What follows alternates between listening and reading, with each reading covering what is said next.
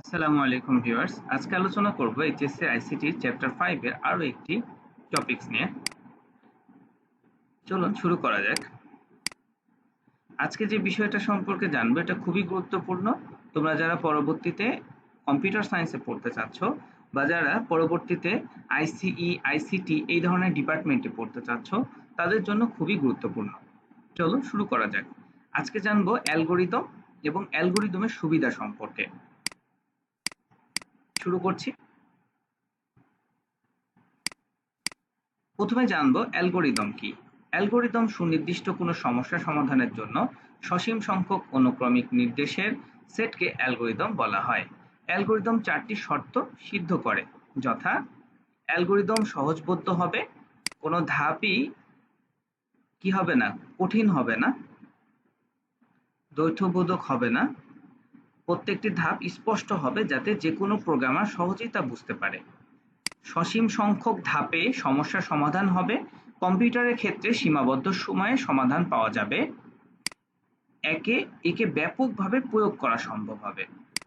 তাহলে অ্যালগরিদমটা হতে হবে কি সহজ, যেটা প্রোগ্রামার বুঝতে পারবে, এবং সসীম সংখ্যক ধাপে এটা কি সমস্যার সমাধান থাকতে হবে, এটা ব্যাপকভাবে প্রয়োগ করা সম্ভব হবে, এরকম ভাবে তৈরি করতে হবে অ্যালগরিদম। মানে এমন না হয়ে যায় যে লিখেই যাচ্ছি অনেক অনেক ধাপ হয়ে যাচ্ছে, এমন না হয়। অ্যালগরিদমের একটি উদাহরণ নিচে দেওয়া হলো। উদাহরণ 1, কয়েকটি সংখ্যার যোগফল বের করার জন্য একটি অ্যালগরিদম লিখো। সমাধান: উপরের সমস্যাটি কম্পিউটারের মাধ্যমে সমাধান করতে হলে প্রোগ্রাম লেখার জন্য অ্যালগরিদম হবে নিম্নরূপ। ধাপ 1, সংখ্যাগুলো পড়ো। ধাপ 2, সংখ্যাগুলোর যোগফল বের করো। ধাপ 3, যোগফল ছাপাও। ধাপ 4, শেষ করো। তাহলে কি রকম, খুব সহজে দেখো একটা অ্যালগরিদম দাঁড় করা হলো যে কয়েকটি সংখ্যার যোগফল আমরা বের করতে চাচ্ছি। সেটার জন্য বলা হলো যে সংখ্যাগুলোকে প্রথমে পড়তে হবে, সংখ্যাগুলোর যোগফল বের করতে হবে, এরপর যোগফল ছাপাতে হবে, তারপর শেষ করে দিতে হবে প্রোগ্রামকে। সংখ্যাগুলো পড়ো মানে হচ্ছে কম্পিউটারে নাম্বারগুলো ইনপুট নেওয়া, ঠিক আছে। ইউজারের কাছ থেকে নিতে পারো বা তোমরা আগে থেকে এটা ডিক্লেয়ার করে নিতে পারো, ঠিক আছে। 2 নম্বর উদাহরণ দেখো, যে একজন ছাত্র 5টি বিষয়ে পরীক্ষা অংশগ্রহণ করে যদি সে গড়ে শতকরা 40 ভাগ নাম্বার পেয়ে থাকে তাহলে তার নাম, প্রাপ্ত নাম্বার এবং পাস অন্যথায় ফেল ছাপানোর জন্য প্রোগ্রাম তৈরি করো। এর অ্যালগরিদমটা লেখো। অ্যালগরিদম হবে কিরকম দেখো। অ্যালগরিদম নিম্নরূপ। এক হচ্ছে ধাপ 1, ছাত্রের নাম জিজ্ঞাসা করা, মানে তোমার নাম কি এটা প্রথমে ছাত্রকে জিজ্ঞাসা করতে হবে, মানে লিখে নিতে হবে তার থেকে। এরপরে ধাপ 2 হচ্ছে তার প্রত্যেক বিষয়ে প্রাপ্ত নাম্বার জিজ্ঞাসা করো। ধাপ 3 হচ্ছে প্রাপ্ত নাম্বার সমূহের যোগফল বের করো। ধাপ 4 হচ্ছে তার শতকরা গড় নাম্বার বের করা। ধাপ 5 হচ্ছে যদি গড় নাম্বার 40 অপেক্ষা কম হয় তাহলে 8 নং ধাপে যাও, তার মানে কি নাম, প্রাপ্ত মোট নাম্বার এবং ফেল ছাপাও, মানে সে ফেল করেছে এটা বুঝাবে।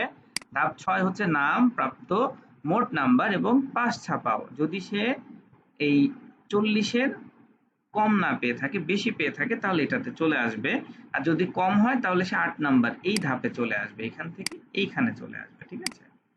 আর যদি তা না হয়ে থাকে তাহলে এইখান থেকে সরাসরি এই লাইনে চলে আসবে। এবার ধাপ 7-এ বলা হচ্ছে 9 নং ধাপে যাও। 9 নং ধাপ মানে যদি সে পাস করে থাকে তাহলে সেখান থেকে এক চান্সে এখানে চলে আসবে, মানে শেষ হয়ে যাবে, ঠিক আছে। তাহলে ধাপ শেষ হয়ে যাবে এবং প্রোগ্রামটা টার্মিনেট করে যাবে। আশা করছি তোমরা বুঝতে পারছো। আস্তে আস্তে অ্যালগরিদম গুলো তোমরা লেখা শিখবে। এরপরে গিয়ে আমরা ফ্লো চার্টও দেখবো কিভাবে করতে হয়। আরো একটি অ্যালগরিদমের উদাহরণ দিই। দেখো, একটি ত্রিভুজের ভূমি ও উচ্চতা ইনপুট নিয়ে তার ক্ষেত্রফল হিসাব করা অ্যালগরিদম আমরা এবার লিখব। সমাধান কি? ত্রিভুজের ভূমি ধরো বি ধরলাম, উচ্চতাকে এইচ ধরলাম, দেওয়া থাকলো ক্ষেত্রফল a equals to half into ভূমি into উচ্চতা, তাই না? আমরা অ্যালগরিদম লিখবো। দেখো, প্রথমে কাজ শুরু করলাম, তারপরে কি করলাম, বি ও এইচ কে ইনপুট নিতে হবে ইউজারের কাছ থেকে, এক কথায় স্ক্যানএফ দিয়ে ইনপুট নিলাম, সি প্রোগ্রামের ভাষায় যদি চিন্তা করো। তো অ্যালগরিদম কিন্তু দেখো যে কোনো প্রোগ্রামে সলভ করা যাবে, এটা এমন না যে তুমি এই প্রবলেমটা সি দিয়েই করতে হবে, তুমি সি প্লাস প্লাস দিয়ে করতে পারো, জাভা দিয়ে করতে পারো, পাইথন দিয়ে করতে পারো, যে কোনো ল্যাঙ্গুয়েজ দিয়ে তুমি করতে পারো। এবার দেখো যে a equals to half into ভূমি ইন্টু উচ্চতা হিসাব করতে হবে, মানে এখানে প্রসেস করতে হবে। এরপরে কি ক্ষেত্রফল যেটা আমরা পেলাম সেটাকে আউটপুট আকারে প্রকাশ করতে হবে লাস্টের ধাপে, তারপরে আমাদের প্রোগ্রামটা শেষ হয়ে যাবে। তাহলে আমরা অ্যালগরিদম কিন্তু সুন্দরভাবে লিখতে শিখছি, তাই না? আস্তে আস্তে শিখছি যে কিভাবে প্রবলেমকে অ্যালগরিদমে লিখতে হয়, ধাপে ধাপে লিখতে হয়। উদাহরণ 4টা দেখো, কোনো সংখ্যা ধনাত্মক বা ঋণাত্মক কিনা তা নির্ণয়ের জন্য অ্যালগরিদম লেখো। সমাধান কি? ধরি সংখ্যাটি n, এখানে n যদি 0 থেকে বড় হয় তাহলে সেটা আমরা পজিটিভ বলতে পারবো। যদি n 0 থেকে এটা সত্য হয় তাহলে ধনাত্মক সংখ্যা, অন্যথায় কি হবে? 0 থেকে ছোট হলে সেটা কি ঋণাত্মক সংখ্যা না? অ্যালগরিদমটা এইভাবে আমরা লিখবো। দেখো এই যে আমরা যদি একটা ফ্লো চার্ট দিও, এরকম একটা সংখ্যা রেখা দিয়েও চিন্তা করি, ধরো এখানে 0 আছে, এখানে আছে 1, এখানে আছে ধরো 2, তাই না? এদিকে পজিটিভ নাম্বার। এবার ধরো এখানে আছে কি -1, এখানে আছে ধরো -2। তাহলে দেখো যে 0 থেকে যদি বড় সংখ্যা হয় তার মানে সেগুলো পজিটিভ নাম্বার, 0 থেকে যদি লেস দেন হয় মানে ছোট হয় তার মানে সেটা নেগেটিভ নাম্বার। তাহলে এটাকে আমরা কিভাবে অ্যালগরিদম করতে পারছি দেখো। ধাপ 1, কাজ শুরু করো, সংখ্যাটিকে নাও, তারপরে কি করো, সংখ্যাটি যদি চেক করো কন্ডিশন, যদি 0 থেকে সে বড় হয় তাহলে এটা যদি সত্য হয় তাহলে n হবে ধনাত্মক সংখ্যা, ফলাফল ধনাত্মক দেখাবে। 5 নাম্বার ধাপে চলে যাবে, কাজ শেষ হয়ে যাবে। যদি এখানে ধনাত্মক হয়ে থাকে তাহলে এক চান্সে সে এখানে চলে এসে শেষ হয়ে যাবে।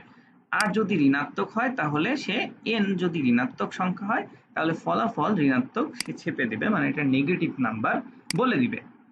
এবার আসো আমরা আরো একটি উদাহরণ দেখার চেষ্টা করি। আচ্ছা, আজকে এই পর্যন্তই উদাহরণ ছিল। আমরা এটা সুবিধা সম্পর্কে এবার জানি। আমি অ্যালগরিদম ফ্লোচার্টের আরো অনেক লেকচার এই প্লেলিস্টে রেখেছি, তোমরা দেখে নিও। চ্যাপ্টার 5 এর তোমরা জুবায়ের একাডেমি ইয়েতে চলে যাবে, ইউটিউব চ্যানেলে গেলে পেয়ে যাবে সহজে। অ্যালগরিদমের সুবিধা সম্পর্কে জানি এবার। সমস্যা সমাধানের ধাপগুলো সহজে বোঝা যায়। অ্যালগরিদম প্রোগ্রামের ভাষার উপর নির্ভর করে না, সেজন্য যে কোনো প্রোগ্রামের পক্ষে অ্যালগরিদম সহজেই বোঝা সম্ভব। প্রোগ্রামের ভুল নির্ণয়ে সহায়তা করে, প্রোগ্রাম পরিবর্তন ও পরিবর্ধনে সহায়তা করে, প্রোগ্রাম রচনায় সহায়তা করে, সহজে ও সংক্ষেপে জটিল প্রোগ্রাম লেখা সম্ভব হয়। এবার আসো আমাদের আজকের যে কোশ্চিন এবং অ্যান্সার পর্ব, সেখানে যেহেতু আমি এটা লাইভ নিচ্ছি না, তোমরা যারা বাসা থেকে দেখছো তারা অবশ্যই প্রশ্ন করবে যে স্যার এখানে আমি বুঝি নাই। আমি চেষ্টা করছি যে একেবারে রুট থেকে বুঝাইতে তোমাদেরকে, যে একটা প্রবলেমকে কিভাবে চিন্তা করা হয়, কিভাবে ছোট ছোট অংশে ভাগ করা হয়। সফটওয়্যার কোম্পানিতে গেলে তুমি যেন সহজে এই জিনিসগুলা করতে পারো। তুমি যদি বেসমেন্টে দুর্বল থাকো, তোমার যদি শিখর না থাকে, গাছের উপরে যেমন পানি ঢাললে কোনো লাভ হবে না, তোমার যদি প্রোগ্রামিং এর বেসিক ঠিক না থাকে তাহলে তুমি কিন্তু উপর লেভেলের দিকে উঠে ভালো কিছু করতে পারবে না। এই জন্য অবশ্যই আমি বলবো সবসময় তোমরা প্রোগ্রামিং শিখবে একেবারে রুট থেকে। ভালো থাকবে সবাই। আজকের মতো এখানেই শেষ করছি। অবশ্যই চ্যানেলটিকে সাবস্ক্রাইব করে রাখো এবং বেল বাটনটি প্রেস করে রাখো, যখনই নতুন নতুন ভিডিও দিব তোমরা নোটিফিকেশন পেতে থাকবে। আসসালামু আলাইকুম ওয়া রাহমাতুল্লাহ।